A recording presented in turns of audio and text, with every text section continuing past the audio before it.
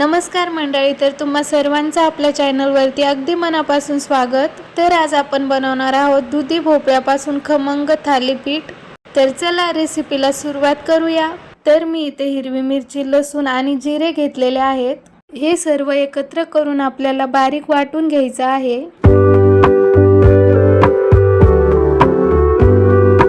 तर थालीपीठ बनवण्यासाठी मी इथे एक हिरवा दुधी भोपळा घेतलेला आहे।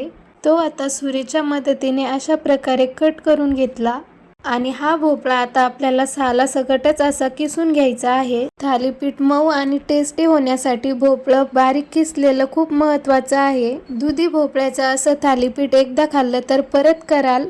इतकं सोपं आणि हेल्दी थालीपीठ तुम्ही एकदा नक्की ट्राय करा। आता आपल्याला हे किसलेलं भोपळं पाण्यामध्ये टाकायचं आहे, म्हणजे भोपळं काळं पडणार नाही।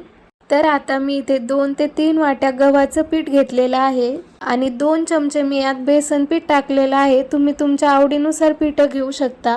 आता 1 ते 1.5 चमचा ओवा असा हातावरती चुरगळून आपल्याला त्यात टाकायचा आहे। त्यानंतर 1 चमचा हळद टाकली। हळद टाकल्यानंतर 1 छोटी वाटी तीळ टाकली आणि त्यानंतर आता भरपूर सारी हिरवीगार कोथिंबीर टाकली आणि आता हिरवी मिरची आणि लसूणचं वाटण टाकलं। चवीनुसार मीठ टाकलं।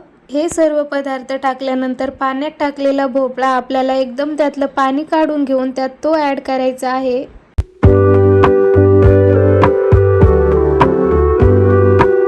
हे सर्व पदार्थ टाकल्यानंतर आपल्याला हाताने असं मिक्स करून घ्यायचं आहे सर्व पदार्थ आणि आता थोडं थोडं पाणी टाकून हे पीठ मळून घ्यायचं आहे। जास्त घट्टही नाही आणि जास्त पतलंही नाही। हे पीठ आपल्याला झाकण ठेवून अर्धा तास तसंच भिजू द्यायचं आहे। अर्ध्या तासानंतर आपण ज्याप्रमाणे चपाती लाटतो त्याप्रमाणे हे थालीपीठ लाटून घ्यायचं आहे। हे थालीपीठ तुम्ही थापूनही करू शकता आणि लाटून सुद्धा करू शकता। थालीपीठ लाटून झाल्यानंतर तव्यावरती चमचाभर तेल टाकायचं अगोदर आणि त्यानंतर वरून थालीपीठ टाकून घ्यायचं। थालीपीठ टाकल्यानंतर सुद्धा साईडने 1 चमचा तेल टाकायचं आणि दोन्ही साईडने छान भाजून घ्यायचं। तर बघा, अशा प्रकारे मी पूर्ण थालीपीठ बनवून घेतले। तर तुम्हाला ही रेसिपी कशी वाटली कमेंटमध्ये नक्की कळवा।